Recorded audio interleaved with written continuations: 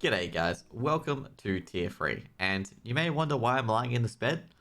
This is basically going to be your first peek at Tier 3, okay? Your first peek at Tier 3 is going to be you almost drowning in Punica, okay? So, pretty much, this is going to be like your first guide to how Tier 3 works. Now, this will be for the, mainly for, like, what you get introduced to in Tier 3. So let's just do a quick starter with Chaos Dungeons. So Chaos Dungeons, after you do the first set of Chaos, not Chaos Dungeons, but Dungeon quests, you can do Punica Star Level 1 to get your new gear, which is called the Dimensional Helm and Chest Piece. Now, at the same time as well, be aware that your items will upgrade to Epic to Twisted, and Twisted is slightly better and has a new thing on it called Tripods. Now, with Twisted, you do want to upgrade your blue gear into this, and then last but not least, as soon as you hit Sun, you get these tattered armor pieces which you can't wear anymore, but you basically have them for tripods, okay? So essentially we talk about tripods in a separate video, but with Chaos Dungeon it slightly disaligns at this point at Moon, where you no longer get your upgraded gear set from Chaos Dungeons, you get upgraded gear set from another area in particular, which we'll talk about later, which is going to be called Abyss Raids and Abyss Dungeons. We know about this dungeons already, but now we're going to talk about Abyss Raids, basically where you get gear from. So basically, you no longer get gear from Chaos Dungeons that you can use to hone upwards. Now, the maximum gear level that you can hone to on these basic pieces from Star and Moon is up to 1370. So you have to do group content to progress past 1370 onwards. So just be aware of that as well. Now, with Guardian Raids, the main changes is with Guardian Raids as well, so you get another set. And another set will start with Armored Narcissina, then Tyrixian, and then the Yoho. These are a bit of rehashes from previous dungeons other than Tyrixian, and you get the infamous Velgarnos. And Velgarnos is probably one of the hardest Chaos Dungeons, Guardian Raids you're going to do. And you may want to get a carry, or you're going to spend a lot of hours here learning Velgarnos because he's a very, very rough fight. And you need to do Velgarnos for the later parts of Tier 3. Now, for the second half of Tier 3, you get Descaluda and you get Turtle. There'll be more bosses coming up, obviously. But just be aware that all of these bosses are probably going to be, what you're going to be doing. Now, with Yoho, you're probably going to do Yoho the most, okay? Like, there are points where you do Yoho a lot. There are points where you do Descaluda a lot. There are points where you do Kungaleum a lot. Basically, when you get to the top eye level, you'll be doing this guy quite a bit, okay? Now, with everything else, you can do the Challenge Abyssal Dungeon and the Challenge Guardian Raid pretty easily. You guys know what they are. New Guardian, different week, every single time. We've already talked about that at length. Now, with the Abyssal Dungeons in general, you get the two new Abyssal Dungeons. Now, you get to select a hard mode or an easy mode. At 30%, you can select hard mode, which means a lot of the mechanics will start to one-shot you. So be aware of that as well. And hard mode means that there's no extra mechanics, as they generally hit harder, and you survive long enough to see their other abilities as well. And also, you get a bit more gold. You get about 900 gold from this one, and about 1.2k from this one. Now, for this one here, you get legendary accessory pieces, which will have one combat stat and one class engraving. So be aware of that as well. Like, you'll get a lot of class engravings here as well. So if you do need to get 15 of your class engravings, you'll get this very quickly from this area as well. And also, you can get legendary cards and epic cards, so be aware of that as well. And you also get the new material to make the 1370 gear beyond, called Araya's Amphilean. And, that's pretty much it. This is the only Abyss dungeon in this stage. So be aware of that as well, that you'll be doing a lot of these to get the mats required to make your gear. Now, be aware that every dungeon you complete here in Abyss Dungeons, you get a first clear reward, which will have 10 of these in it. You get 3 of these from Eras and 5 of these from Aurea Pravasa. So you get 8 per run, but for your first one, you get 28. And you generally can make, I think, 2 pieces out of that.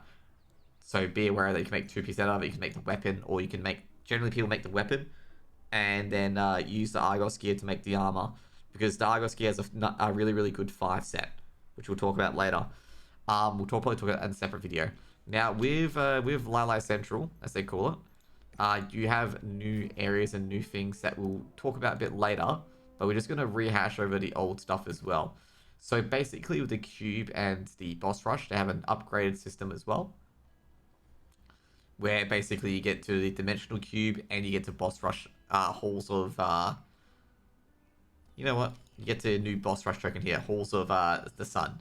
So basically they give you tier 3 gems. So basically, you know how the tier 2 gems are blue, now you get orange gems instead. Okay, so So orange gems instead, that's what you have to farm.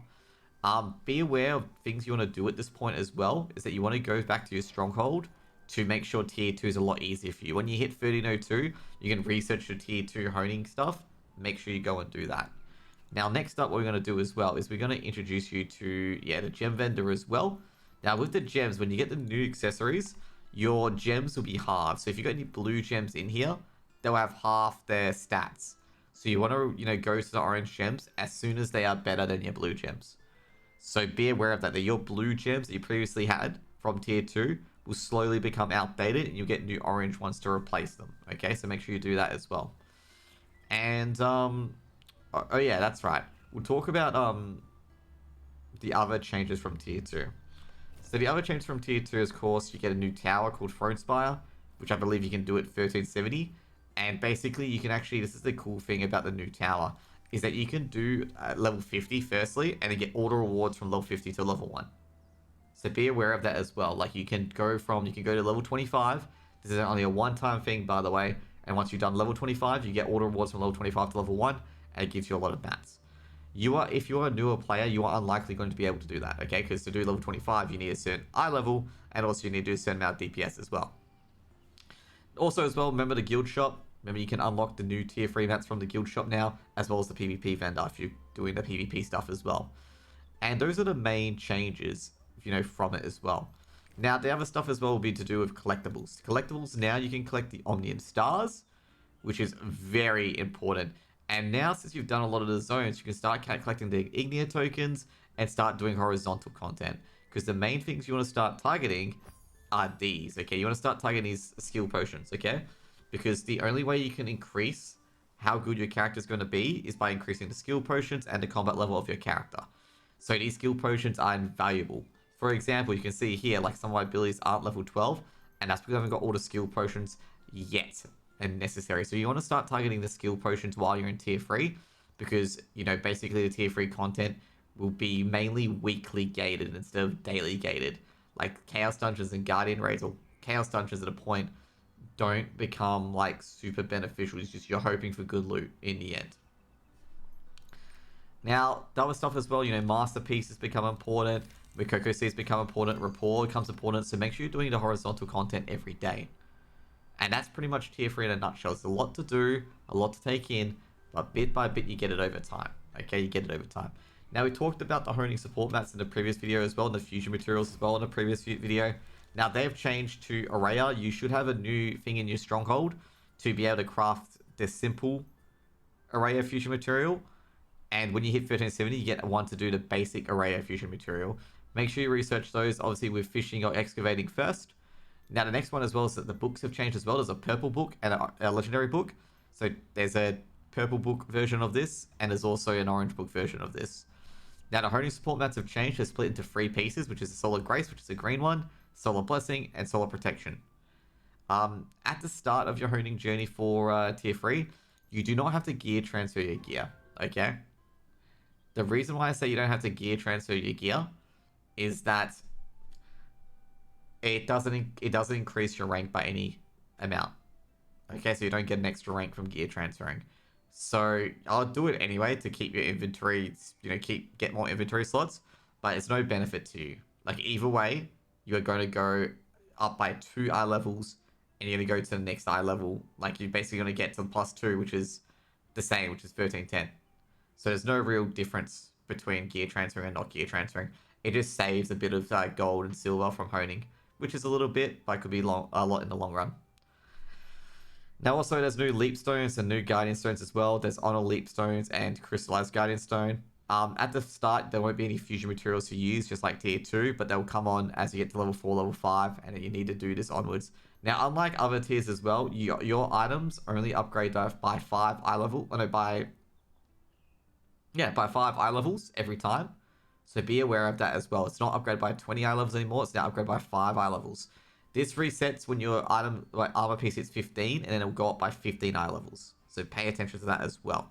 So it's very, very important later on in tier 3 is that sometimes it's better to try and take a chance at upgrading a piece that's plus 15 rather than trying to upgrade all your pieces to plus 15.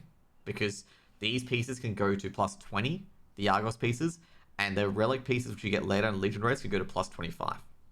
So just be aware of that as well. There are sites out there somewhere that basically will tell you, like, what you should do for the most efficient amount of gold and the less materials used.